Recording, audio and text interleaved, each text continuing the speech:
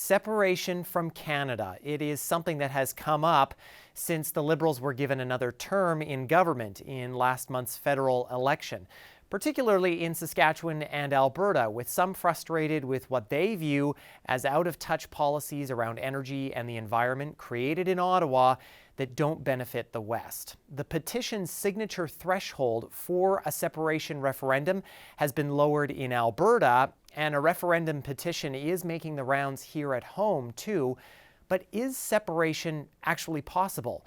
Well, for the answer, we have turned to Gerard Kennedy. He is an assistant professor in the Faculty of Law at the University of Alberta. Gerard, thank you so much for joining us. My pleasure. So what has to actually be done in order for separation to happen? Well, under the Constitution of Canada, one province has no right to leave unilaterally. So even if there were a referendum that purported to prescribe separation, that would not give the province in which the referendum occurred the legal right to leave.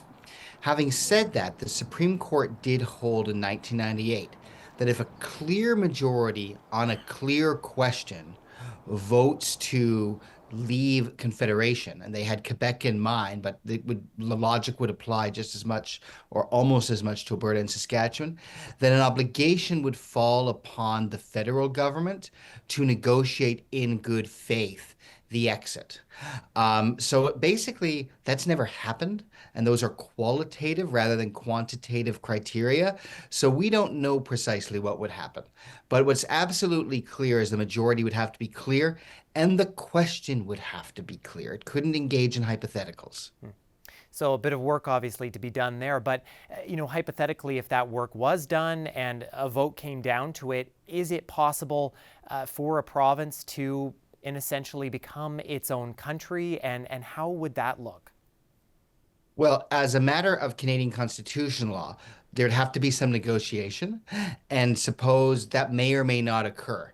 Now, if Saskatchewan or Alberta were simply to declare themselves independent states, and other states were to recognize them as independent states, and the government of Canada ceased to have any control over Saskatchewan, Alberta, it may be that de facto they would become independent states as a matter of international law.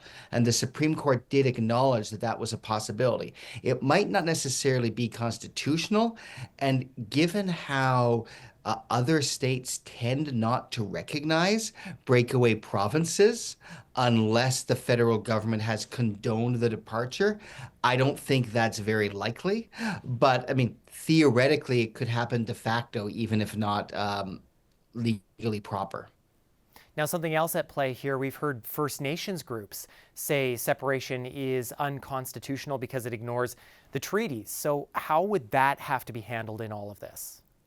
That is a complicating factor that the Supreme Court probably didn't grapple the extent to which it should have in the Quebec secession reference in 1998. Clearly, the treaties between Canada's Indigenous populations and the Crowns are with the Crown and right of Canada, not the Crown and right of Saskatchewan. So it's hard to see how Saskatchewan could just assert it has that and move on. It would presumably have to be a part of any negotiated departure. Again, would other states around the world care about that? I don't know, but I would imagine as a matter of negotiating a legal departure in terms of the Canadian Constitution, that would have to somehow be addressed.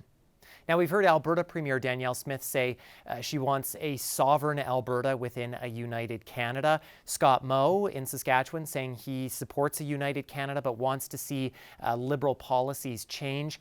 What kind of message is this sort of sending to people, and maybe especially for people who are taking separation more seriously? I mean, if you look at some of the accommodations that Quebec has received over the years, it's quite clear that our confederation can accommodate regional difference, respecting that different provinces have different priorities and cultures that need to be respected within reason. I suspect that's what they're aiming for, and there's nothing incompatible with the Canadian Constitution. And that, I guess the flip side of what they're saying is that if our concerns are not addressed, or we feel as though they have been not addressed, then we're willing to explore separation. It's kind of raising the stakes.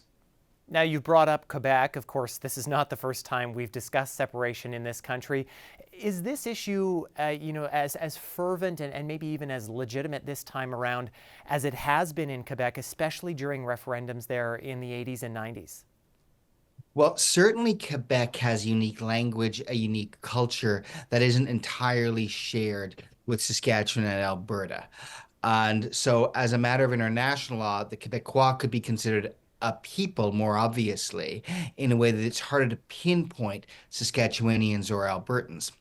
Having said that, as a matter of Canadian constitutional law, the 10 provinces are of equal legal stature. So, in principle, I don't see how that would really make a difference. Okay, Gerard, thanks so much for your help with this today. My pleasure.